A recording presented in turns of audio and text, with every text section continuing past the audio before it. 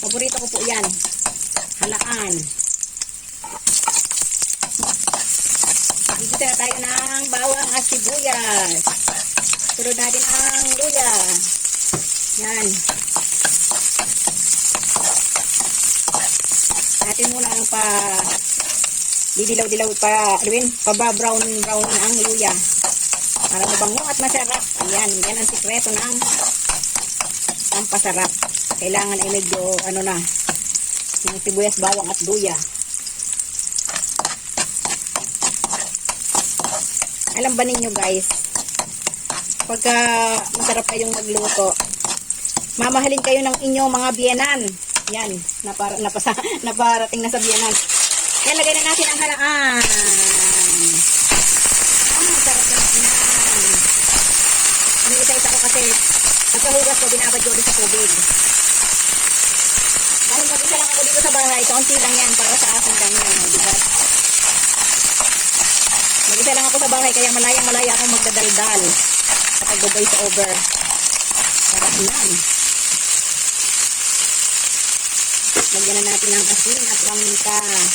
Kaunti lang asin dapat kasi yan ay may kaunting alap. Pepper. Black pepper. Gusto ko maraming pepper. Lagyan natin ng seasoning. Ayan. Saka may tumilagay para control ko ang pagtaktak. Pangit ang maraming seasoning. Nakakasama sa katawan ng cobra. Lahat ng cobra ay masama.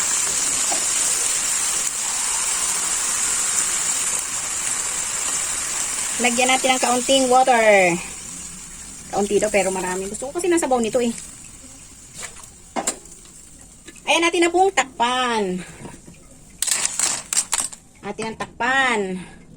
Habang hinintay natin kumulo tayo muna ay maghimay ng malunggay. Ayan, shoutout muna tayo dyan sa mga kaibigan natin dyan, na mga supportive. Ang unang-una nating isa-shoutout ay ang ating mentor na si Sir June Rocaberte. Wala akong listahan ngayon. At susunod nating isa-shoutout si Sir GPC Backyard na sobrang supportive. Si Ma'am Gabs Mix Vlog. Si Ma'am Lilet Life and Travel. Yan ang ating mga ka-team. Si Sir Saijen Hunter. Si Ma'am Seros HK. Ayan, mega love shout out mga team Locotoys. Tapos ang susunod nating isa shout out, syempre si Sir Dennis na masyadong supportive sa atin. Mapa-live, mapa-premiere. Basta, lahat ng videos sinusuportahan ni Sir Dennis. Si Ma'am Lin Channel. Ayan. Mega loud shout out. Sis Kabitenya Vlog. Ma'am Lin SG Life. Ma'am Chinil. Ma'am Alicia Bataray. Yan, maraming salamat sa mga suporta nyo.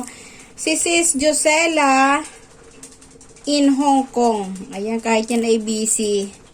Napaka-supportive niyan. Sisi, mega loud shout out. Sisi Josela. Kahit na yan ay pag yan ay hindi nakaten sa premiere ko, talagang nire-replay niya ng aking video. Maraming salamat Sisi sa suporta. Ayan, kahit ako paminsan-minsan lang makapunta sa live mo, ay nandyan ka pa rin lagi sa comment section. Maraming salamat. Ayan, maraming salamat din kay Ma'am Tres Marias Farm. Kay Ma'am Pinay in Aussie. Kay Ma'am Reyna's Vlog TV. Sino pa mga hindi ko nabanggit? Kay Manager Elods Gaming. Maraming salamat. Kay Sir OJB. Yami Caraso Gaming. Maraming salamat sa suporta ninyo. At saka kay Sir Eric Kids Story. Kay Sir Onyx Gaming and Adventure. Kay Mr. Lee Art. Maraming salamat. Sino pa? Kay Kabanwit Fishing TV. At saka kay Sir Toneba Mix Vlog, kay Ma'am Ling, kay Ma'am Ate Ling Gray. Maraming salamat sa suporta ninyo. Ayan, kay Ma'am Eden Mix Vlog. At sa mga hindi ko pa nabanggit, alam na ninyo kung sino kayo. Maraming salamat sa inyo. Sa susunod ay kukumpletuhin ko ang aking pag-shoutout. Ayan. Atin na pong ilalagay. Ayan, maluluto na ang ating halaan. Titikman muna natin bago natin ilagay ang ating malunggay. Wow, ang sarap.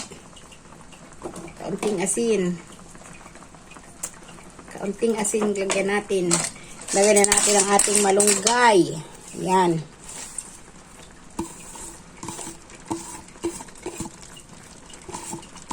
Sayang, sairin natin. At nandiyan ang sustansya niyan. Gusto ko maraming malunggay. Ako kasi ang mahilig sa malunggay dito sa amin. Oh. Pag nagugulay ako ng mais, nilalagyan ko ng maraming malunggay. Tapos, pag sandok, sa akin lahat yung malunggay. Hindi ko masyado pinaghihiwa-hiwalay kasi pag sandok, sa akin lahat ang malunggay na pupunta. Halos. Yan. Masustansya po yan. Pwede nga yung nilaga lang yung malunggay. Maraming sustansya ang dulot sa ating katawan. Kaya lagi kayong kumain ng malunggay. Ayan. Atin lang itong pakukuluan. Madali kasing maluto ang malunggay.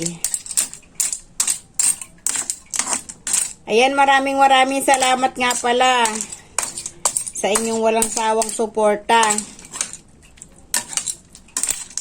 Sa mga tumutulong sa aking WH, maraming salamat. Ay nakalimutan ko pala si Sir Chicken Explorer. Maraming salamat, Sir Chicken. Thank you so much for your support. Ayan, mali ang aking English. Naubusan ng English. Thank you very much, Sir Chicken Explorer, for your support, especially to my WH. Maraming salamat, sir. You're so kind.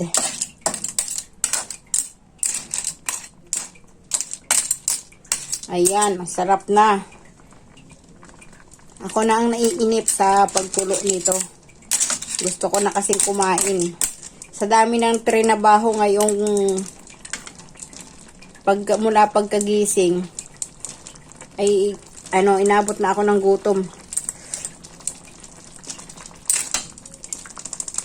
Kung ano-ano nang niluluto natin para tayo ay may pang-premiere. Ganyan talaga ang content creator, ang vlogger, diba?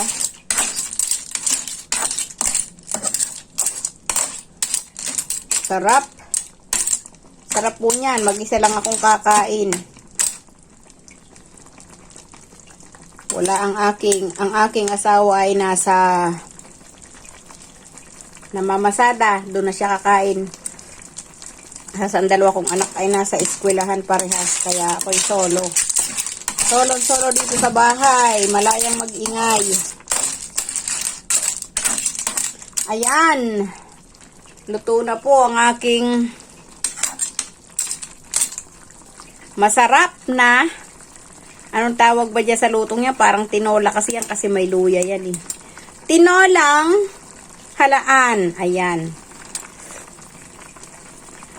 Panay ang tikim ni Inday. Maraming salamat.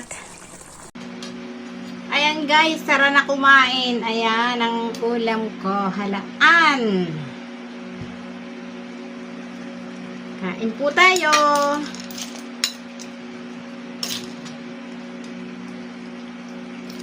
Ganito pag mag-isa. Ganito pag mag-isa. Sarap po nito. Ayan. Kinamay na.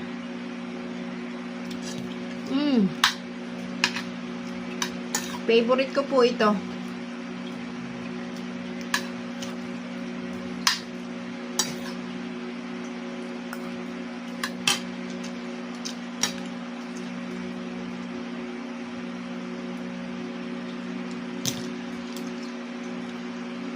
Sarap. Hindi ko ito ipagpapalit sa karne. Masarap na, masustansya pa.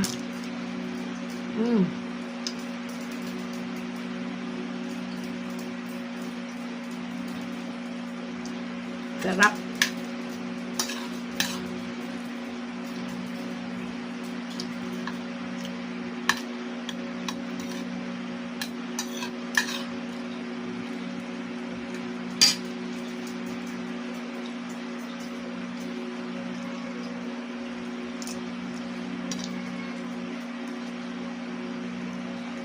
Ayan, nagugutom na rin ng mga alaga ko.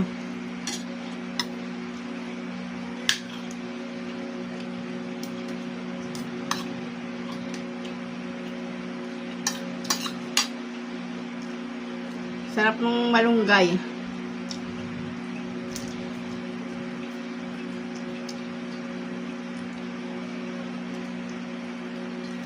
Mas masarap kasi kinakamay to eh.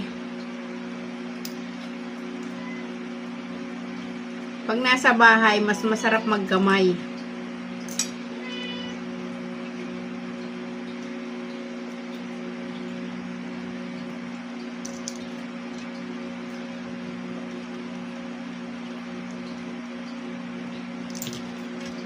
Yan.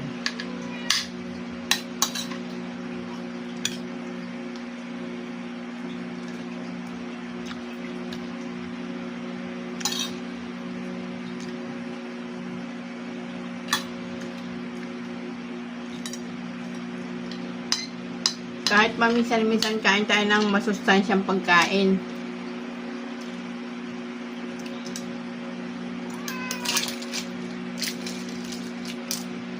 Kasi ang katawan natin nangangailangan ng sustansya. Panlaban sa mga sakit. Eh kung puro karne ang kakainin natin, high blood ang aabutin natin. Hindi maganda yung puro karne. Kailangan din natin kumain ng masustansya. Maprotina. Mayaman sa protina ang halaan.